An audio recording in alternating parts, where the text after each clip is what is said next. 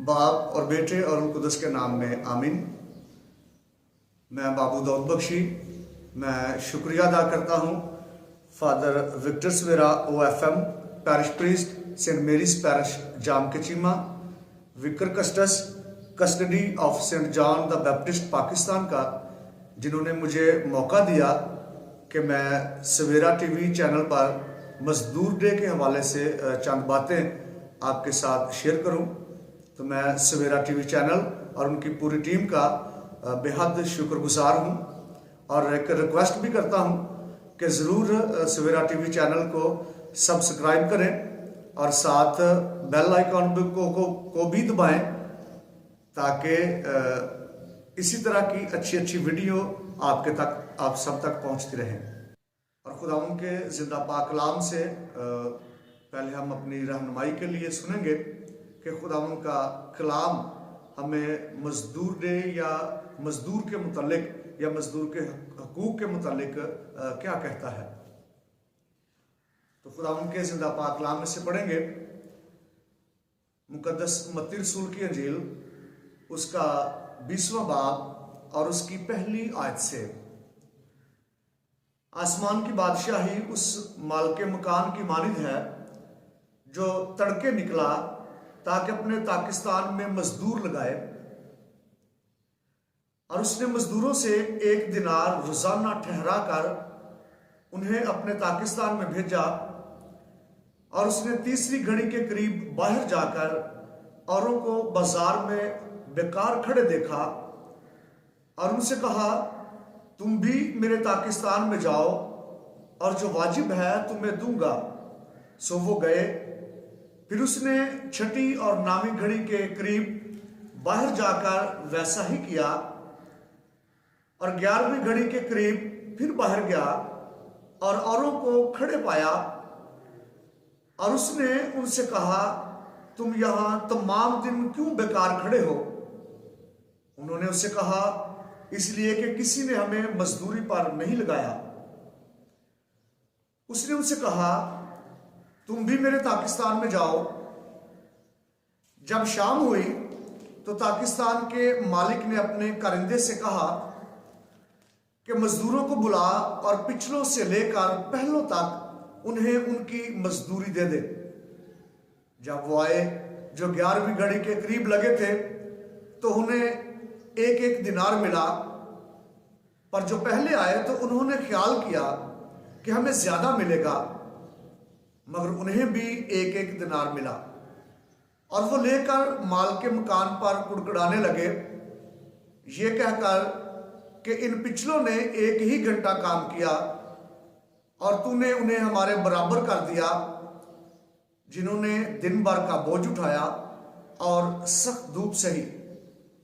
मगर उसने जवाब देकर उनमें से एक से कहा, ऐ मियां, मैं तेरे साथ बेइंसाफी नहीं करता। क्या तूने मुझसे 1 दिनार नहीं ठहराया था? जो तेरा है ले और चला जा। मेरी मर्जी ये है कि जितना तुझे देता हूं उतना ही उस पिछले को भी दूं। या क्या मुझे रवा नहीं कि जो कुछ मेरा है उससे जो चाहूं सो करूं? क्या तू इसलिए बुरी नजर से देखता है कि मैं नेक हूं? पाक कलाम के पढ़े और सुने जाने पर खुदा की बरकत हो।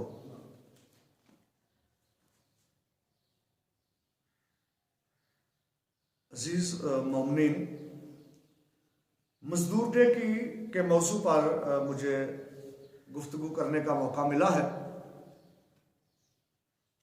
तो पहले हम जानते हैं कि मजदूर डे को कहां से शुरू किया गया। 5वें महीने की पहली तारीख को सन 1886 को अमेरिका शिकागो से इसका आगाज हुआ और मजदूरों के हकूक पर बात करने की कोशिश की गई और लोगों को मजदूरों की अहमियत बताने की कोशिश की गई ताकि मजदूर के हकूक पामाल ना हो, बल्कि मजदूरों का जो अजर है उन तक पहुंचे और उनको मिले। अगर हम मजदूर लफ्ज पर गौर करते हैं तो इससे ज्यादा हमें समझ आ जाएगी कि मजदूर कौन है और फिर वो क्या मजदूरी करता है, या उसे अजर मिलता है, कम मिलता है, ज्यादा मिलता है। तो पहले मजदूर लफ्ज को हम जानते हैं। मजदूर लफ्ज का जो लुग़वी मतलब है वो है वजीर। वजीर से मुराद हाकिम। जब हम वजीर या हाकिम इस पर गौर करते हैं, इसका मतलब है मालिक। तो पहला मजदूर तो मालिक हुआ कि जो मालिक है वो खुद ही एक मजदूर है। अगर कलाम मुकद्दस की रोशनी में इसको देखेंगे तो ज्यादा वाज़ेह हो जाएंगे। कलाम मुकद्दस में अगर हाकिम या मालिक को देखते हैं तो वो खुदा है। तो मतलब ये हुआ कि पहला मजदूर तो खुदा हुआ और उसने मेहनत भी की, उसने मजदूरी भी की। आदम को उसने अपने हाथों से बनाया, मट्टी गूंदी, मेहनत की, मजदूरी की और आदम को खलक किया, आदम को बनाया। तो पहला मजदूर तो खुदा हुआ। फिर उसके बाद उस कायनात का सारा इख्तियार आदम को दिया गया ताकि वो उसकी रखवाली करे, उसकी हिफाजत करे। तो दूसरा मजदूर आदम हुआ। और इसी लिहाज से जब हम नीचे आते जाते हैं दुनिया में, तो तमाम जो हाकिम हैं, तमाम जो वजीर हैं, जो मालिक हैं, वो मजदूर हैं। उनसे मजदूरी का आगाज होता है। खुदा के सामने तमाम इंसान बराबर हैं, कोई बड़ा नहीं, कोई छोटा नहीं। वो सबको बराबर नजरों से देखता है। अगर मजदूरों की कैटेगरी की बात करते हैं तो ये कैटेगरी खुदा ने नहीं बनाई। खुदा ने इंसान को बराबर पैदा किया है। खुदा ने इंसान को एक जैसा खलक किया है और एक जैसा ही रुतबा दिया है, और वो है इंसान। कि सब इंसान हैं और सब बराबर हैं। और दुनिया में जब मजदूर, मालिक और मजदूर की बात करते हैं तो मालिक हाकिम होता है, वो हुक्म चलाता है, वो अपने से नीचे छोटे लेवल के लोगों को मजदूरी पर रखता है। आप मुआशरे में देखें, बाइबल मुकद्दस के अंदर भी आप देख सकते हैं कि मालिक जो थे वो गुलाम रखते थे। और इसीलिए खुदा में यीशु मसीह ने ये जो तलावत आज पढ़ी गई है मत्ती की इंजील 20वें बाब से, खुदा में यीशु मसीह ने ये तमसील उन्हें सुनाई, वाज़िया कर दिया कि मालिक और मजदूर में क्या फर्क है और मजदूरों में क्या फर्क है। कोई छोटा नहीं, कोई बड़ा नहीं। खुदा के लिए उन सब की उजरत बराबर है, सबका वकार बराबर है, सबका एहतराम बराबर है।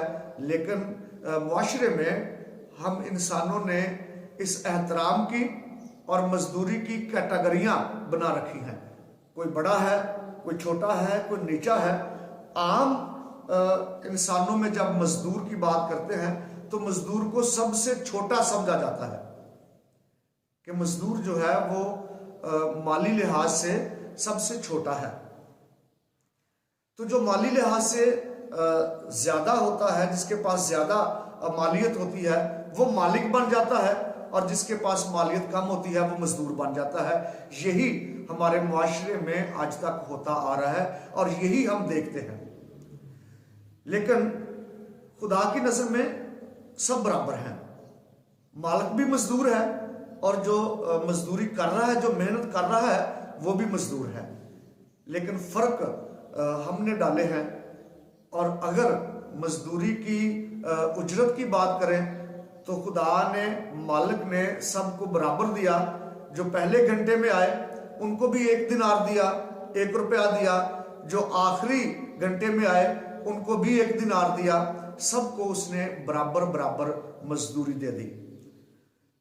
तो मुआशरे में जब इस कैटेगरी में लोग आ जाते हैं, मालिक है, उसके बाद मजदूर है, तो मजदूरों को जब वो मजदूरी करते हैं तो उनके हकूक को पमाल किया जाता है। जो उनकी उजरत बनती है, जो उनको देना चाहिए, वो नहीं दी जाती। और अब इस कैटेगरी को ज्यादा वाज़ उस वक्त कर दिया जाता है जब मालिक और मजदूर के दरमियान हकूक की बात होती है। जब मजदूर जो है वो मालिक के बराबर होने की बात सोचना शुरू कर देता है कि मैंने काम किया, मैंने इतना काम किया, मुझे इतनी मजदूरी मिली और मालिक ने इससे इतना कमाया, उस वक्त जो है मालिक और मजदूर के दरमियान इख्तलाफात होने शुरू होते हैं। और मजदूर ये समझता है कि मुझे ज़्यादा उजरत मिलनी चाहिए थी, मुझे कम उजरत मिली है, और मालिक ये समझता है कि मैंने ज़्यादा इन्वेस्ट किया है, मैं हाकिम हूँ, मैं मालिक हूँ, मुझे ज़्यादा मिलना चाहिए। तो वहाँ पर आकर जो है वो इख्तलाफात बढ़ जाते हैं और मजदूर जो है वो दिन ब दिन पिसता जा रहा है। उस वक्त भी, पिछले ज़माने में भी और आज के ज़माने में भी ऐसा ही है कि जो मालिक है वो ज़्यादा से ज़्यादा मालियत रखता जा रहा है और जो मजदूर है वो दिन ब दिन पिसता जा रहा है। और बहुत सारी दुनिया में बहुत सारी तंजीमें, बहुत सारे लोग जो हैं वो इस पर बात करते हैं, मजदूरों के हकूक पर बात करते हैं कि उनकी उजरत बराबर मिले, जो उनका बनता है उनको दिया जाए। लेकिन इंसान की अपनी ही ये सोच है कि खुद बड़ा हो और दूसरे को छोटा करे, खुद सब कुछ हासिल करे लेकिन दूसरा जो है वो उसके पास कुछ ना हो, ताकि उसकी इज्जत और उसका वकार ज़्यादा बढ़ता रहे।